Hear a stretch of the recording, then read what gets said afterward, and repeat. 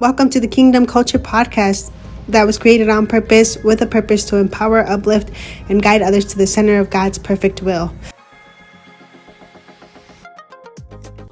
Kingdom Culture family, welcome back to the Kingdom Culture Podcast. I hope you guys are all having an amazing week.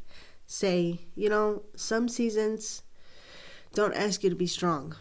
They ask you to stay.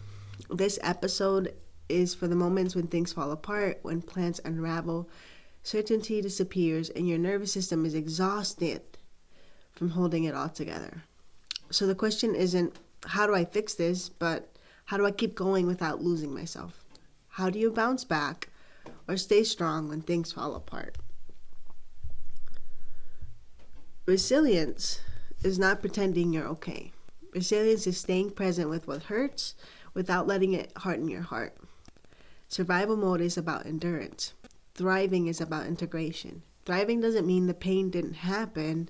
It means the pain didn't get to define you. It means the pain didn't stop you. It means the pain doesn't take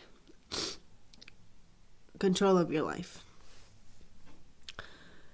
And often the shift from surviving into thriving begins with the truth, which is you stop asking yourself to be who you were before the crisis. You stop saying, I was this person before this happened to me. Why can't I go back to that? Because when we have something bad happen to us or traumatic happen to us, the truth is we're going to get over it, but we're going to become somebody new. And that's the hard truth that I had to accept to make sure that I kept going and got out of survival mode. So just know that God doesn't rush healing. He meets you in truth. And I started to build resilience when I was really young, but I didn't know that it was what I was doing.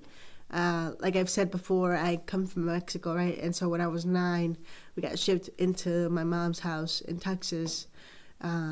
So that right there is when I started to build resilience. Coming into a home of strangers, scared, not knowing anything about the place that I was at, that kicked me into survival mode, but then it kicked me into building resilience and fast. I remember that my brother and I would talk about how much we missed our grandmother in Mexico and the things that we were used to. But we also, wanted to make the best of it. We would talk about the cool things that we were exposed to now, like the school that we were at, how it was different, how people were different. And we talked about, the friends that we had and we were building in school. We also had friends that lived behind us. And so we got to visit them a lot. And we really enjoyed being there. They had all these cool things that we didn't have access to. So we loved going over there. And, pretty soon we became grateful of what we had. We had 2 puppies. We've never owned a dog before because, my grandmother was older, so she didn't have time to take care of puppies. And the one that I did have sadly passed away. So we just started to become grateful of our circumstances and made the best out of what we had. And that is exactly what resilience is about. It's not ignoring your feelings. It's not saying oh, I'm okay, I'm good. But realizing that your life goes on through, with the pain. Not you stopping and saying I give up, I'm done, right? Because the Lord says in Psalms 34:18, the Lord is close to the brokenhearted and saves those who are crushed in spirit. The Lord is close to the brokenhearted and saves those who are crushed in spirit. Notice it doesn't say after you're healed. It says in it. You don't have to bounce back to be held, and you don't have to act tough and wait it out until it's over, because God calls us to depend on Him, and that's exactly what resilience is, right? Resilience isn't dramatic. It's quiet, daily obedience to keep choosing life. It's waking up and saying, I may not feel strong today, but I will stay open. It is also, what helps you when everything falls apart. Because God doesn't ask you to carry tomorrow. He asks you to stay with today. Stay present. Don't try to rush through your healing, right? So I want to give you 5 to-dos to build emotional resilience in crisis. The first one is to name what you're actually feeling. Unprocessed pain doesn't disappear. it gets stored. Give language to your emotions without editing them to sound faith-filled. God can handle honesty. Healing begins when you stop bypassing grief and are real with yourself. Be okay with realizing that you have emotions. We all have them. But if you don't name them, you're just going to store them, and it'll come out in a different way with anger, stress.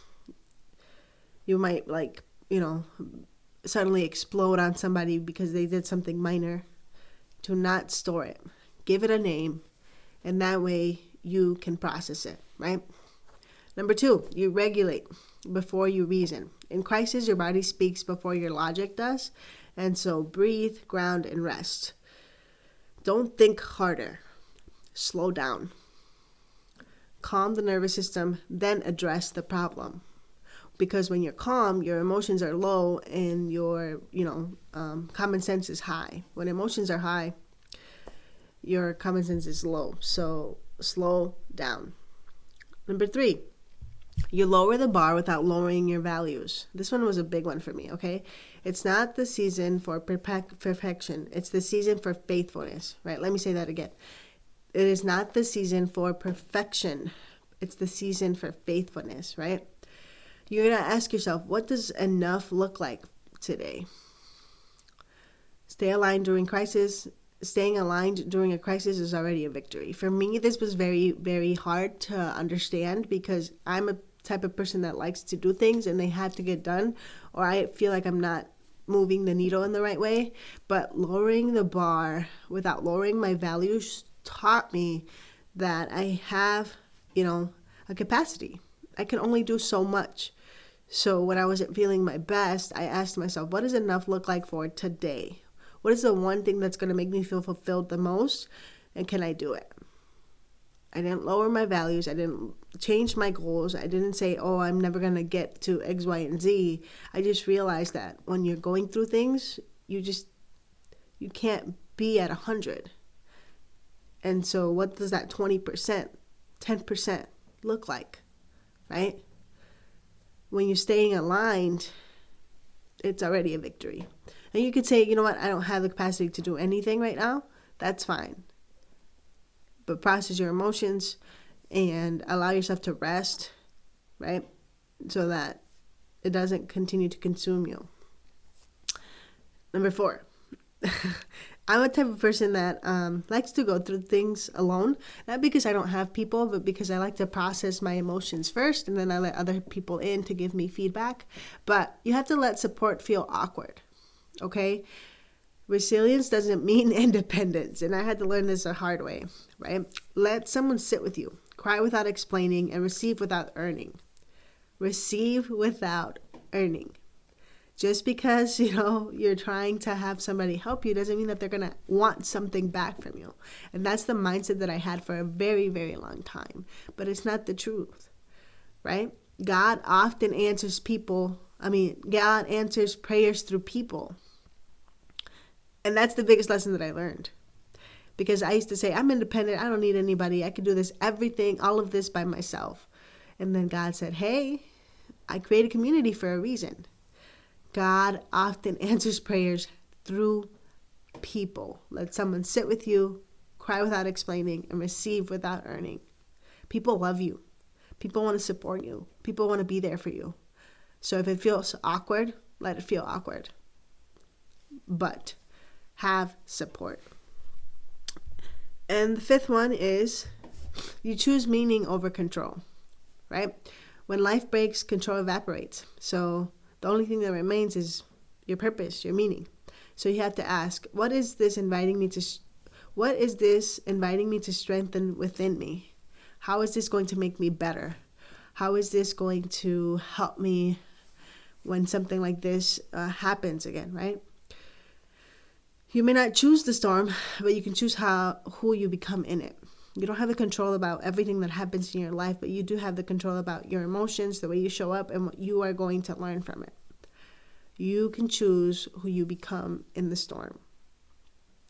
So the next time you're in chaos, the next time something feels like, you can't bear it, ask yourself, what is this inviting me to learn? What is this inviting me to strengthen within me? And changing that and realizing that you are not a victim changes a lot of things. It becomes a lot easier to carry it, if that makes sense, right? So, if you're in survival mode right now, hear this. You are not weak, you are not behind, you are not failing. You are becoming, okay? Thriving doesn't arrive suddenly. It's built slowly from staying soft when it could be easier to shut down and be angry. Don't pressure yourself to bounce back. Stay connected, stay honest, and stay open. God does some of his deepest works in the rubble. When we're down in the valley, God shows up and builds us, right? And when you rise, not if, but when, you will know peace not as an idea, but something you've lived. Because we can't know peace if we don't know chaos, right? You don't have to be strong alone. So find your community and let them help you. Resilience is a part of life and something that we should all have. But we can't ignore that life is hard, right? So having this in your tool belt will truly help you when you're really down in the valley. I hope this brought value to you this week. If you have somebody that might benefit from this episode, please send it to them. And remember that I love you, but that the Lord loves you more. Always, always, always. We will see you guys next week.